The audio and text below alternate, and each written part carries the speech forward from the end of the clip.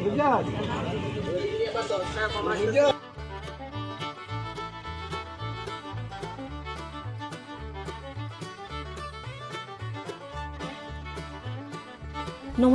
বন্ধুরা, আপনারা কেমন আছেন? আশা করি সবাই ভালো আছেন। আবার নতুন একটি ব্লগে আপনাদেরকে অনেক অনেক স্বাগত জানাই। দিনটি ছিল শনিবার, আমার ছেলের ছুটি ছিল, মানে স্কুল বন্ধ ছিল। তো দেখুন আমার ছেলে ব্যাগ নিয়ে কী হারে দৌড়ছে। তো আমাদের লোকাল এরিয়ার বাজার, আমাদের ঘর থেকে কাছে বাজারটা। তো আমার একটা পরিচিত কাকু, ওনার কাছ থেকে সবসময় একটু সবজি নিয়ে কী কী কিনছি চলুন দেখি। 40 টাকা হইব।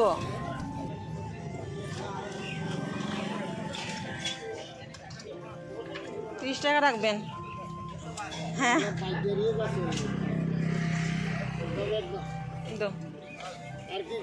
আর কিছু না, হিসাবে দিয়ে দেন। কালকে বাজার আইব আঙ্গুর।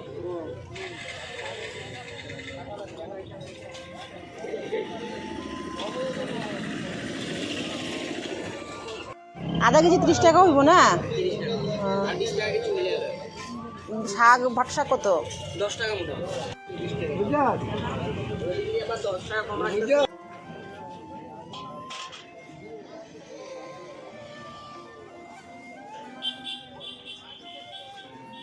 এই ছেলেটাকে দেখে না এত খারাপ লাগছে।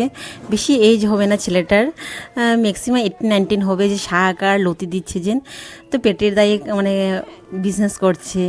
মানে এত খারাপ লাগছে দেখে না, কি বলবো আর।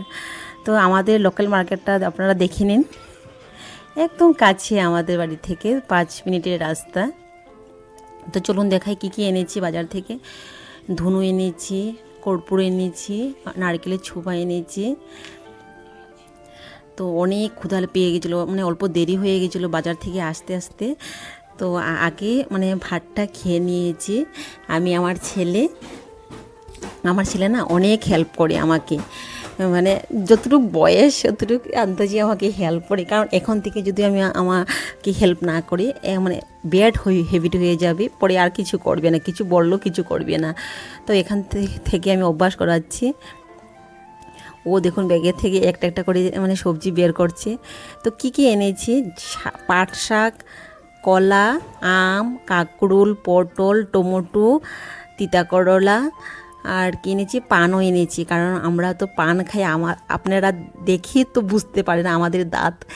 হ্যাঁ, আমরা অনেক পান খাই, আমি আমার হাজব্যান্ড অনেক পান খাই। তো পানও এনেছি। জানেন তো আজকের দিনটা না মানে বাজারেই কেটে গেল, মানে মার্কেটিং ডে হয়ে গেল আমাদের। তো আজকে বানিয়েছিলাম মানে মাশরুম তরকারি।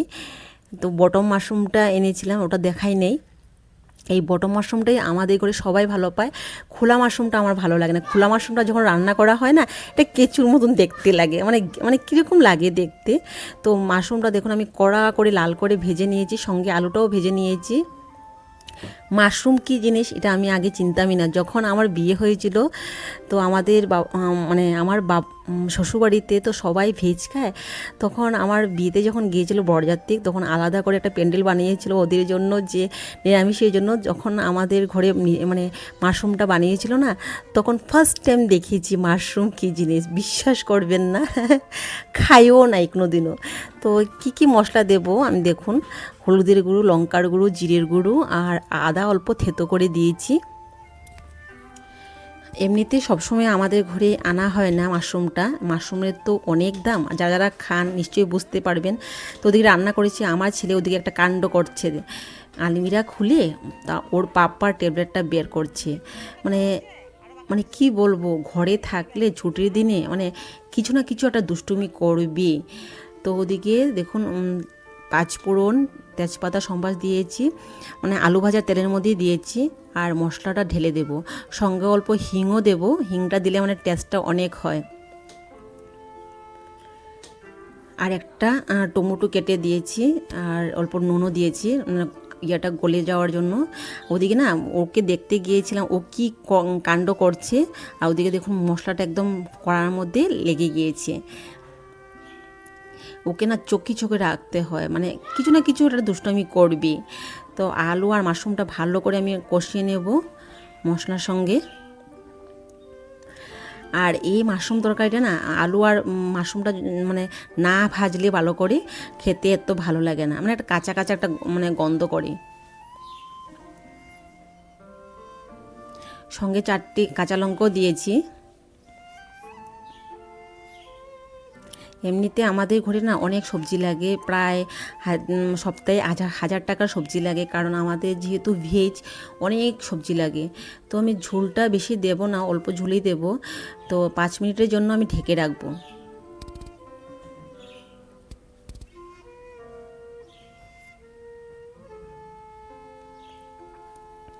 তো 5 মিনিট পরে আমি দেখাচ্ছি। তো ওটার মধ্যে অল্প গরম মশলা থেতো করে দেব। আপনারা চাইলে ঘিও দিতে পারবেন, কারণ আমি ঘি বেশি ভালো লাগে না তরকারির মধ্যে দিলে, তার কারণে আমি দেই নাই। আমার রান্নাটা মোটামুটি হয়ে গিয়েছে। মানে সব কিছু বাজার টাজার করে রান্না করাটা মানে বহুত বড় হেডেক হয়ে যায় আমার জন্য। কি করব, একা হাতে সংসার তো করতে হবেই।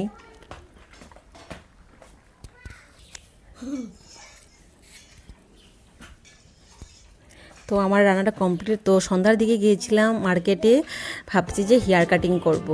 তো যার কাছে সবসময় যা একদম পরিচিত আমাদের, তো উনি এমন একটা কথা বলেছেন যে আমার মাইন্ডে চেঞ্জ করে দিয়েছেন।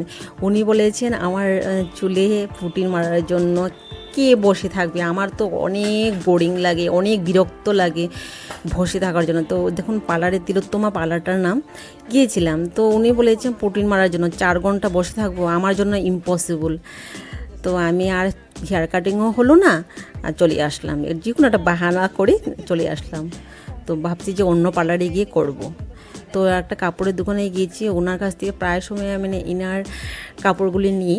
তো কাপড়গুলি বহুত ভালোই পাওয়া যায়। তো একটা কসমেটিক দোকানে গিয়েছিলাম আমার হাজব্যান্ডের কারের জন্য, পারফিউম, যে কারের যে পারফিউম রাখে ওইটা কেনার জন্য। তো পাই নেই, তো চলে এসেছি। তো একটা মানে কেকের দোকানে গিয়েছিলাম, দোকানটা কেক অ্যান্ড মোর নাম, কিন্তু দোকানটার মধ্যে কী না পাওয়া যায় টেস্টি জিনিস, মানে বহুত কিছু পাওয়া যায়, পিৎজা, বার্গার, হটডগ, মানে এত টেস্ট করে বানায় না, আমার এত ভালো লাগে। তো আমার ভিডিওটা কীরকম লাগছে কমেন্ট করে জানাবেন। আপনারা সুস্থ থাকুন, ভালো থাকুন। তো ওখান থেকে বিস্কুটও অনেক টেস্টি পাওয়া যায়, হটডগ নিয়েছি আর বিস্কুট নিয়েছি।